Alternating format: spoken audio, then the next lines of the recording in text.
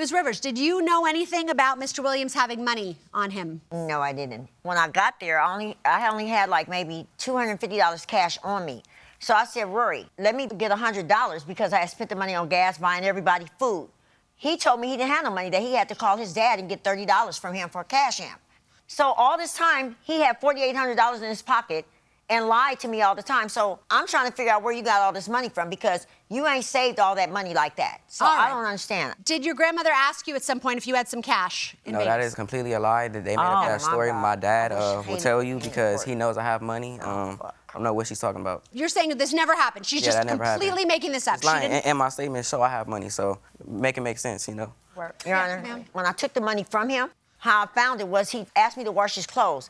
I seen it in the bag, and I said, where did you get this money from? And all of a sudden, all this money was supposed to be missing from my daughters, so I don't know who's lying. All right, so you get back to Victorville, and you receive a call from your daughter, and what does she say? When we were on our way to Victorville, she called and said her money was missing.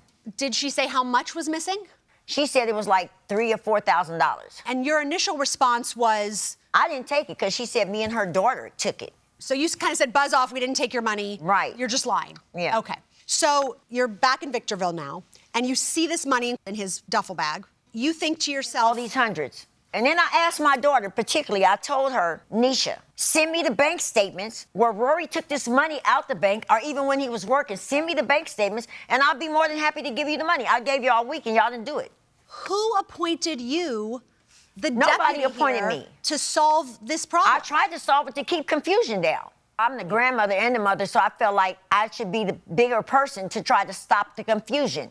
If your aim was to be the bigger person, and I get it, why didn't you ask him if he I took the did money? ask him. Before or after taking it? After the money was missing. You asked, did you take it? Yes. And he then said you find no. this money in his bag. And I find the money in the bag. Why not ask him about the money in the bag? I did ask him. He said it was his, and I said, well, prove it to me. But you took it first and then asked him.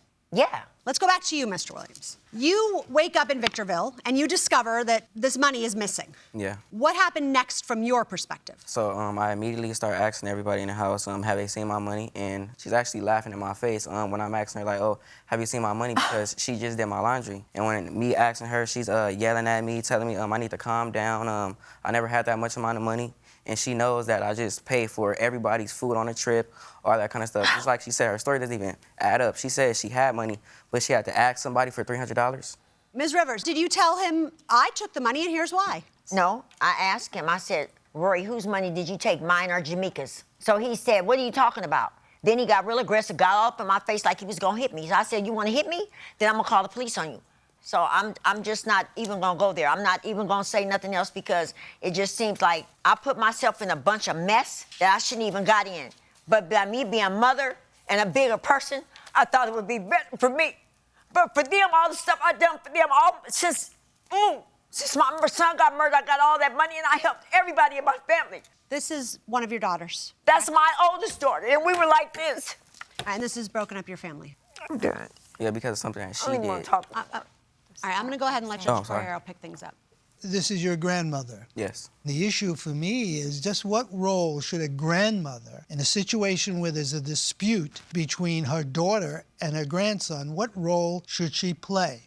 Did you give the money to your daughter? Yes, I did. How much did you give her? Like $3,000. Did you keep any money for yourself? No, I didn't keep a dime of it. Why didn't you sue her daughter? Because she was the one who physically took my money. Well, it's a little deeper than that. This is your grandmother. She didn't take the money for her personal use. She had a complaint from her daughter that you had taken the money. Now, she may have been mistaken about that, but she took it to rectify a situation. And you're asking me to conclude that your grandmother is a thief. Do you deny that she gave the money to her daughter? No. So you know that her daughter has your money? Now that she has said something, now I know. I didn't know at first. You didn't know that before? No. What did you want to say? He didn't know that I gave it to her. Why? I never talked to them no more. Why This is wouldn't my you first talk to time them? seeing them since that incident. And why is that? Why did you stop communicating? They stopped communicating with me. So, you know, matter of fact, I'm not talking to any of my kids right now because Okay. it's just a big issue right now. All right. What can I say?